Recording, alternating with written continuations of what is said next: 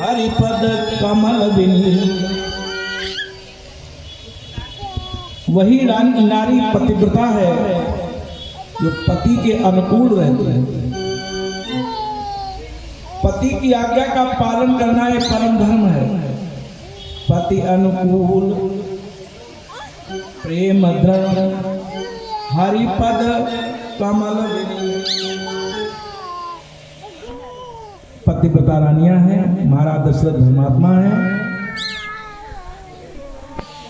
एक बार भूपति मन माही भई गलानी मोरे सुत नाही।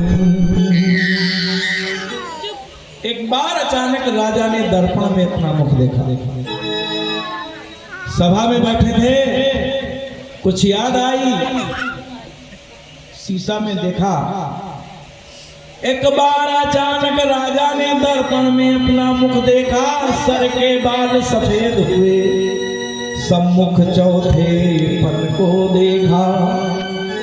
श्रवण समीप, जब कान के पास बाल सफेद हो जाते हैं, सबसे पहले यही कान में सूचना देते हैं अब वृद्धापन आने वाला है।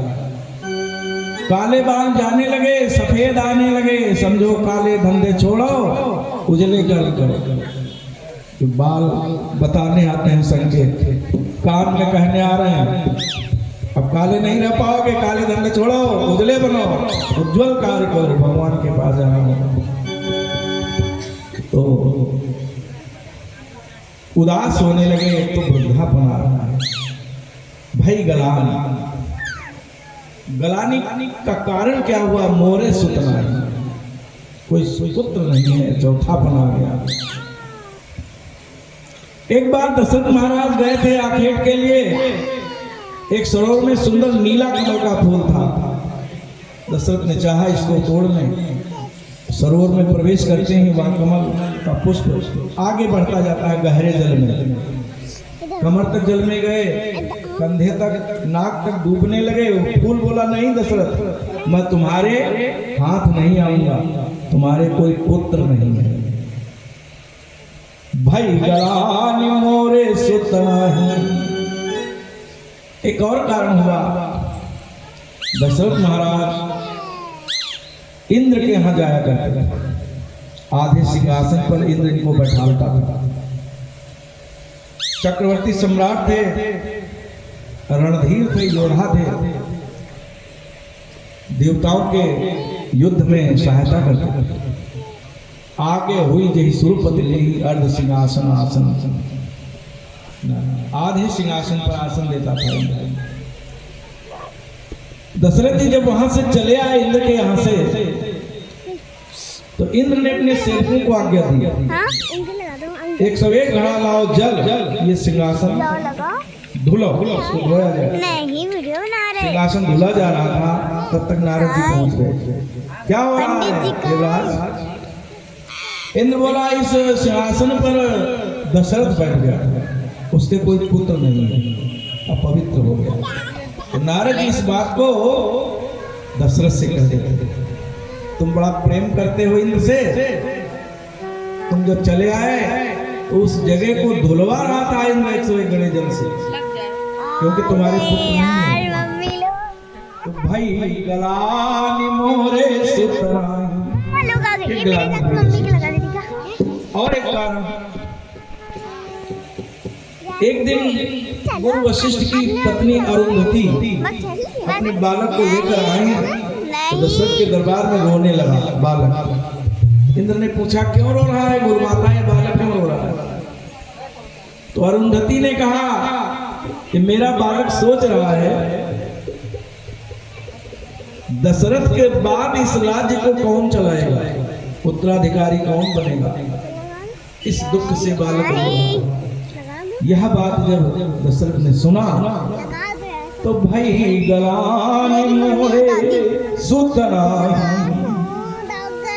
एक बार भूपति मन माही, भाई गलानी मोरे सुत नाही।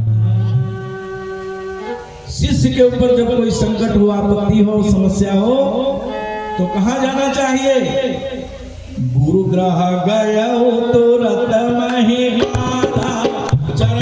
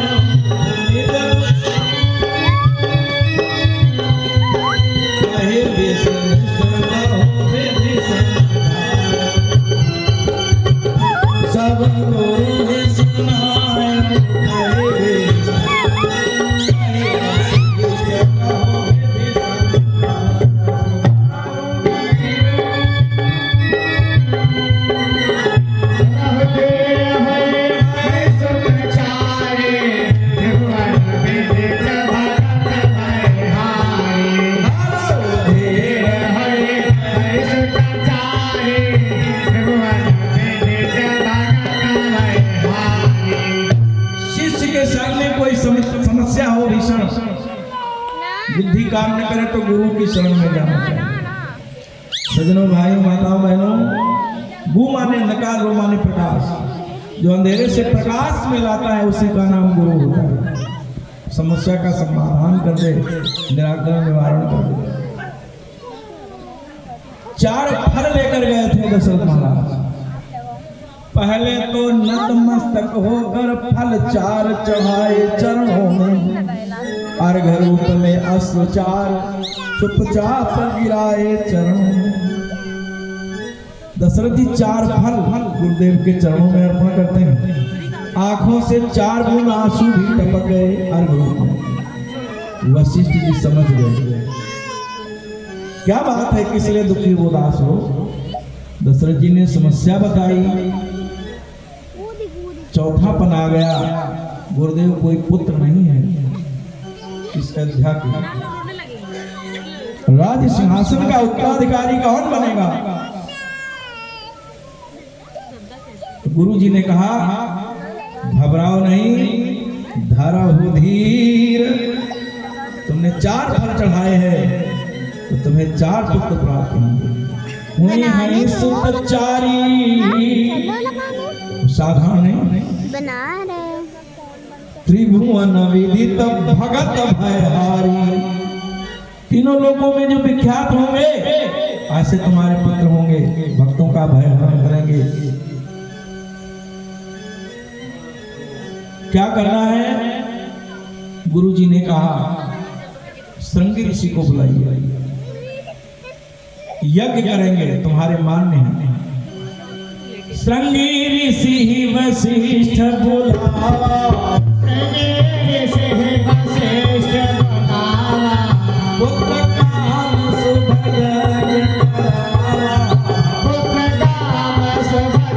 यज्ञ करावा, सहित मुनि आहुति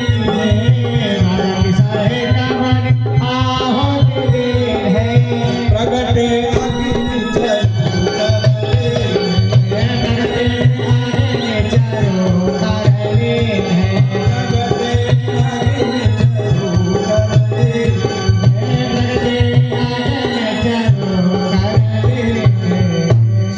श्रृंगी ऋषि को बुलाया गया, पुत्रेष्ठ कामना यज्ञ प्रारंभ किया गया।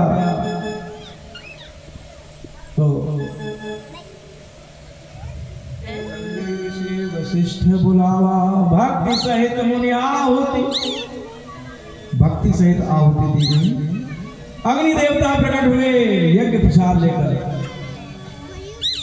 और अग्नि देवता ने कहा, जो वशिष्ठ कछ हृदय विचारा, सकल कार्य भार सिद्धि तुम्हारा।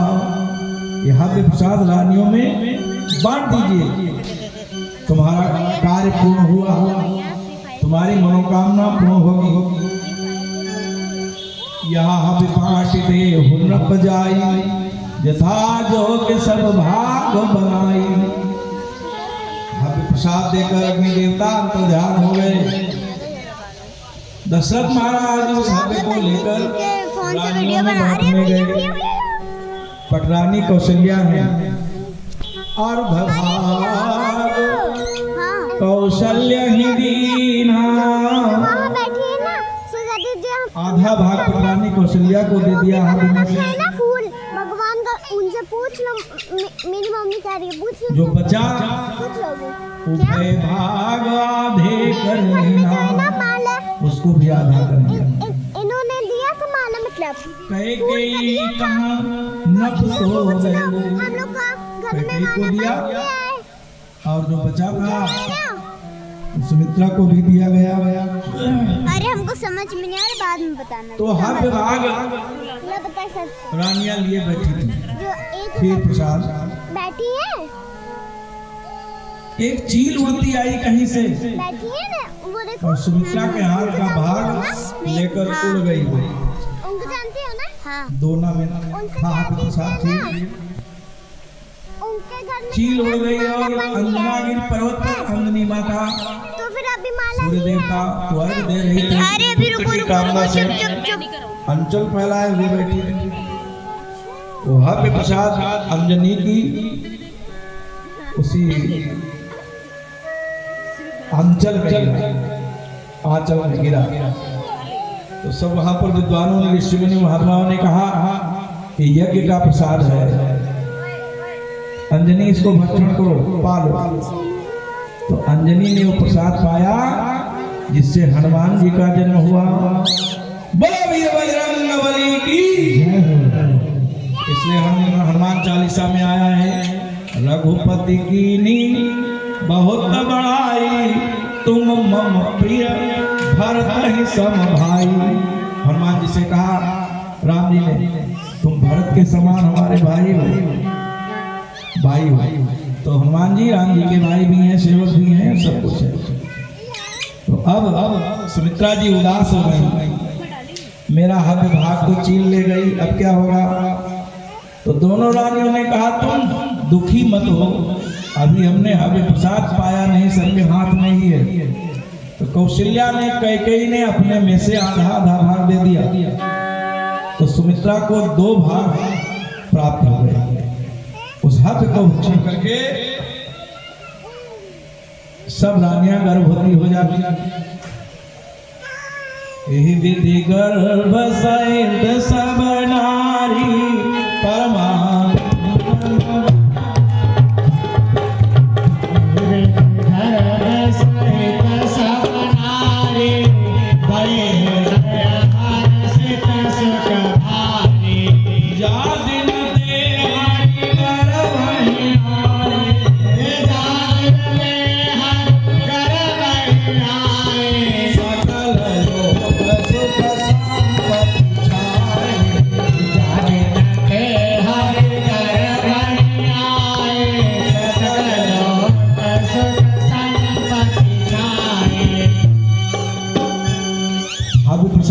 ग्रहण करके भक्षण करके रानियां गर्भवती हो गई और भई हृदय हर्षित सुख भाई, हृदय में अपार सुख है, प्रसन्नता है।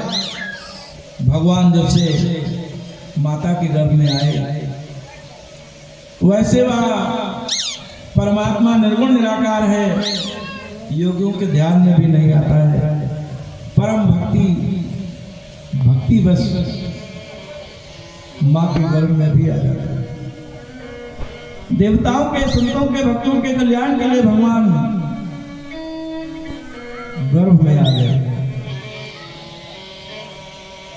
मंदिर मां सब राज है राम, शोभाशील प्रेम की खान। सब रानियां महल में सुखपूर्वक व्यवस्था का समय व्यतीत कर रही हैं।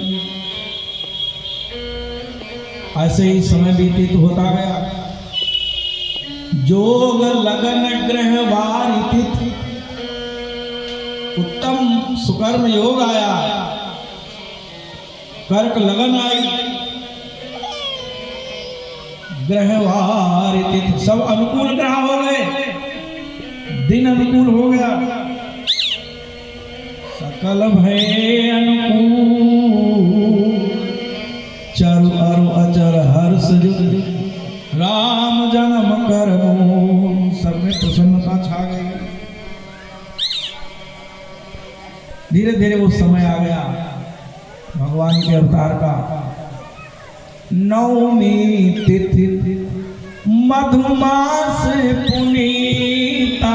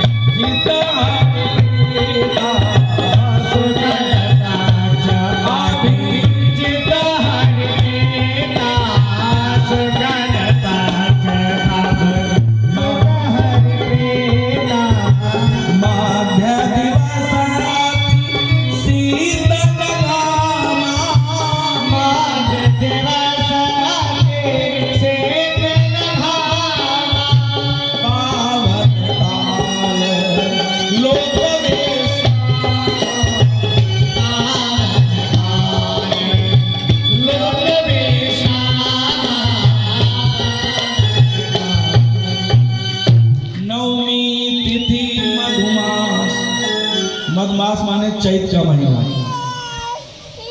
शुक्ल पक्ष, चैत्र शुक्ल पक्ष की नवमी।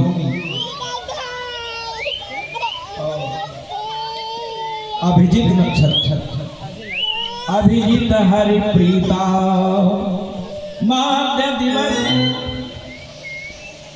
दिन के 12 बजे, अति शीतन घामा। चैत महीने के शुक्ल पक्ष की नवमी को दोपहर में न शीत होता है न घाम होता है। शीतल मंद सुरभि बहवाओ, ये त्रिविधि समीर बहने लगी। शीतल धीरे धीरे मंद और सुगंधित। हर्षित महर्षित सुर संतन मन चाओ, देवता भी प्रसन्न है, संत भी प्रसन्न है। सो अवसर विरंति जब जाना, ब्रह्मा जी ने जाना भगवान के अवतार का समय हो रहा है। गगन में संकुल सूरज होता, सब देवता आकाश मंडल से प्रभु के अवतरण की लीला का दर्शन कर रहे हैं।